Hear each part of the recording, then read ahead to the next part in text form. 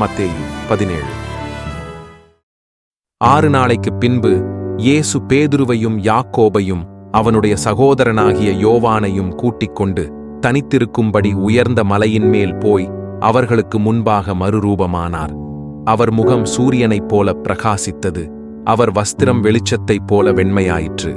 அப்பொழுது மோசேயும் எலியாவும் அவரோடே பேசுகிறவர்களாக அவர்களுக்கு காணப்பட்டார்கள்.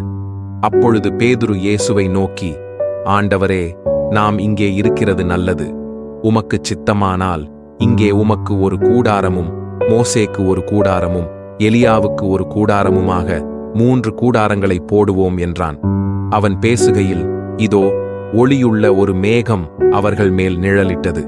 இவர் என்னுடைய நேசகுமாரன், இவரில் பிரியமாயிருக்கிறேன், இவருக்குச் செவிகொடுங்கள் என்று அந்த மேகத்திலிருந்து ஒரு சத்தம் உண்டாயிற்று. சீஷர்கள் அதை கேட்டு முகங்குப்புற விழுந்து மிகவும் பயந்தார்கள்.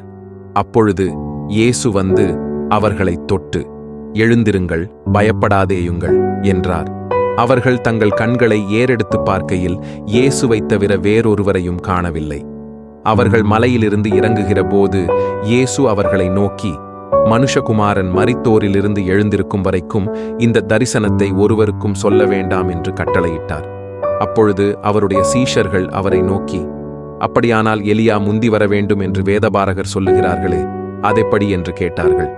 இயேசு அவர்களுக்கு பிரதியுத்தரமாக, எலியா முந்தி வந்து எல்லாவற்றையும் சீர்படுத்துவது மெய்தான். ஆனாலும் எலியா வந்தாயிற்று என்று உங்களுக்குச் சொல்லுகிறேன். அவனை அறியாமல் தங்கள் இஷ்டப்படி அவனுக்குச் செய்தார்கள். இவ்விதமாய் மனுஷகுமாரனும் அவர்களால் பாடுபடுவார் என்றார். அவர் யோவான் ஸ்நானனை குறித்து தங்களுக்குச் சொன்னார் என்று அப்பொழுது அவர்கள் அறிந்து கொண்டார்கள். அவர்கள் ஜனங்களிடத்தில் வந்தபோது ஒரு மனுஷன் அவரிடத்தில் வந்து அவர் முன்பாக முழங்கால் படியிட்டு, ஆண்டவரே, என் மகனுக்கு இரங்கும், அவன் சந்திரரோகியாய்க் கொடிய வேதனைப்படுகிறான். அடிக்கடி தீயிலும் அடிக்கடி ஜலத்திலும் விழுகிறான். அவனை உம்முடைய சீஷர்களிடத்தில் கொண்டு வந்தேன். அவனைச் சொஸ்தமாக்க அவர்களால் கூடாமற் போயிற்று என்றான். இயேசு பிரதியுத்தரமாக, விசுவாசமில்லாத மாறுபாடுள்ள சந்ததியே, எதுவரைக்கும் நான் உங்களோடு இருப்பேன்? எதுவரைக்கும் உங்களிடத்தில் பொறுமையாயிருப்பேன்? அவனை என்னிடத்தில் கொண்டு வாருங்கள் என்றார். இயேசு பிசாசை அதட்டினார். உடனே அது அவனை விட்டு புறப்பட்டது. அந்நேரமே அந்த இளைஞன் சொஸ்தமானான். அப்பொழுது சீஷர்கள் இயேசுவினிடத்தில் தனித்து வந்து, அதை துரத்திவிட எங்களால் ஏன் கூடாமற் போயிற்று என்று கேட்டார்கள். அதற்கு இயேசு, உங்கள் அவிசுவாசத்தினாலேதான். கடுகு விதையளவு விசுவாசம் உங்களுக்கு இருந்தால் நீங்கள் இந்த மலையை பார்த்து, இவ்விடம் விட்டு அப்புறம் போ என்று சொல்ல அது அப்புறம் போம். உங்களால் கூடாத காரியம் ஒன்றுமிராது என்று மெய்யாகவே உங்களுக்குச் சொல்லுகிறேன்.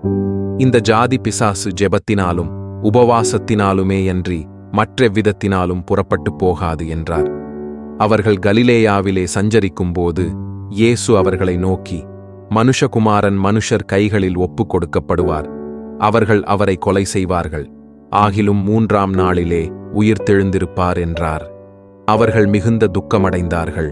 அவர்கள் கப்பர்நகூமில் வந்தபோது வரிப்பணம் வாங்குகிறவர்கள் பேதுருவினிடத்தில் வந்து, உங்கள் போதகர் வரிப்பணம் செலுத்துகிறதில்லையா என்று கேட்டார்கள். செலுத்துகிறார் என்றான். அவன் வீட்டிற்குள் வந்தபோது அவன் பேசுகிறதற்கு முன்னமே இயேசு அவனை நோக்கி, சீமோனே, உனக்கு எப்படித் தோன்றுகிறது? பூமியின் ராஜாக்கள் தீர்வையையும் வரியையும் தங்கள் பிள்ளைகளிடத்திலோ அந்நியரிடத்திலோ யாரிடத்தில் வாங்குகிறார்கள் என்று கேட்டார். அதற்கு பேதுரு, அந்நியரிடத்தில் வாங்குகிறார்கள் என்றான். இயேசு அவனை நோக்கி, அப்படியானால் பிள்ளைகள் அதை செலுத்த வேண்டுவதில்லையே? ஆகிலும் நாம் அவர்களுக்கு இடரலாயிராதபடிக்கு நீ கடலுக்குப் போய் தூண்டில் போட்டு முதலாவது அகப்படுகிற மீனை பிடித்து அதன் வாயை திறந்து பார். ஒரு வெள்ளிப்பணத்தைக் காண்பாய். அதை எடுத்து எனக்காகவும் உனக்காகவும் அவர்களிடத்தில் கொடு என்றார்.